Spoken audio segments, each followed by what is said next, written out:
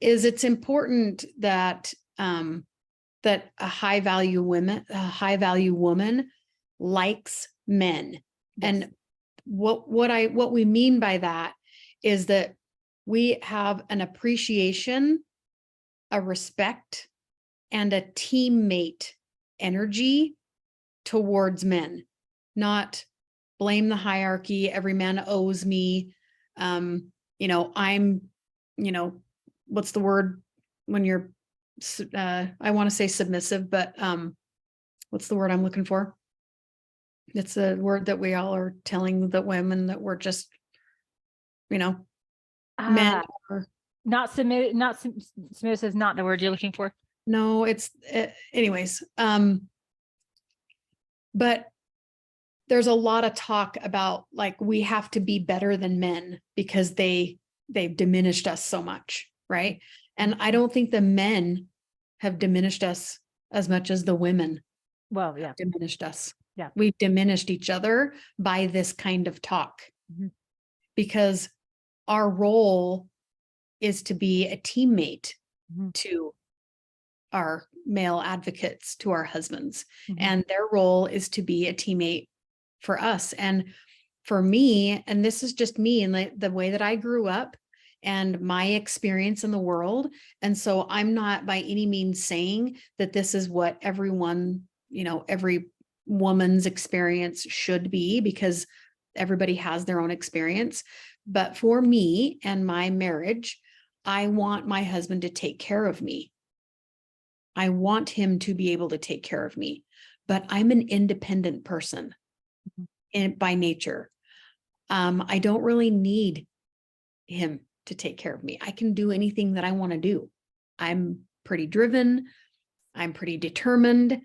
I'm not afraid to work. I'm not afraid to get dirty. Glitter is my favorite color, but I still can weed the garden and go on a four-wheeler and like get dirty and like all the things. And so I'm an independent woman for sure, but I also want my husband to feel valued in his manhood. And so I want to be able to allow him to take care of me because I want him to feel like he's doing his job in his male duties, whatever. And so there are some things that I will ask him to do for me, not because I can't do them myself. I 100% can do them myself, but because I want to give him the opportunity to care for me and to take care of me, because that's important to him. And the reason that I know that that's important to him is because we've had conversations. So that's what I really want to press and encourage and invite you to do, women, you ladies, is to have the conversation with your husband and ask him, what is it that he wants for his manhood? How does he want to live his best life as a man, and tell him what you want to, what's important to you to live your best life as a woman, and to have those conversations where you can do the yin and the yang, because there are a lot of women that are more tomboy. Like we had we used to say when we were younger, that was kind of the wording is like tomboyish, right? And totally fine. That's totally fine to be in that part of womanhood. Like we all have testosterone and men have estrogen. Like it's not a problem. Yeah. Right? Like it ebbs and flows with every couple. I have a couple friends that are married right now where he is the cook for their family because he enjoys it and she doesn't. She doesn't enjoy it at all. She doesn't like it. She doesn't like to cook. It's not her thing. Cooking. Right. She hates cooking. He really enjoys it and he's good at it. And let the man do it. Let the man cook.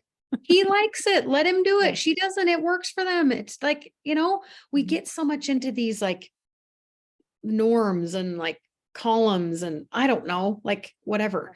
I think that a high value woman knows what she's good at, knows what she wants to, and how she wants to emulate herself. And she has these conversations with her man. Yeah. And they have these conversations together and they decide together what works for them as a couple. Yeah.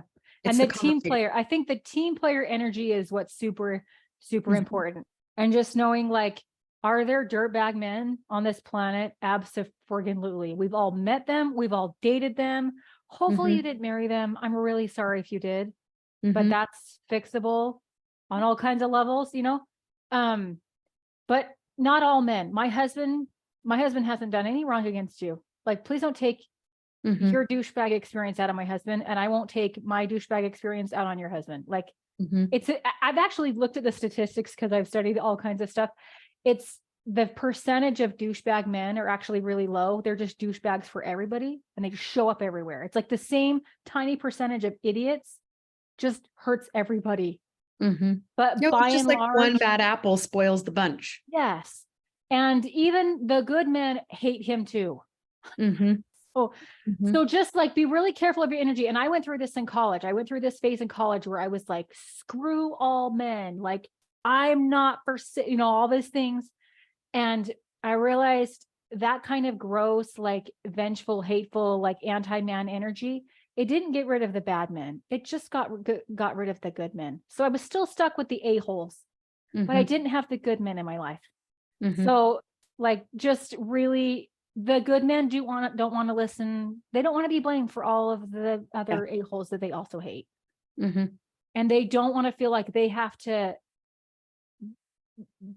pay penitence Mhm. for something they didn't do any more than we want to pay penitence for their crappy mom or that Mhm. girlfriend in high school that was super immature and just totally laid him out to dry, or that a-hole girlfriend that just did a number Mhm. on his head. Like, right? There Mhm. are jerk girls also. So just like Mhm. we don't want to take the heat and have to like totally make up for that, they don't want to either. So we are a team. We both Mhm. live in a world with humans. We've both gone through some maturing things. We've been jerks. They've been jerks. Like, Mhm. we're just teaming it out. Like, just have that Mhm. energy. I promise you'll have better luck. Mhm. Yep. Yeah. And think about like being on a team, sometimes the first baseman is the one that gets all the plays Mhm. and everybody else just supports him. And then sometimes the ball goes all over the field and it's the shortstop and the second base and the right fielder and the catcher and the pitcher, like everybody gets a turn kind of a thing. But then, sometimes it like you just have to play as a team. You win as a team Mhm. and you lose as a team, Mhm. right? That was one of the best things that one of my kids' coaches told them, the football players. We win as a team, we lose as a team.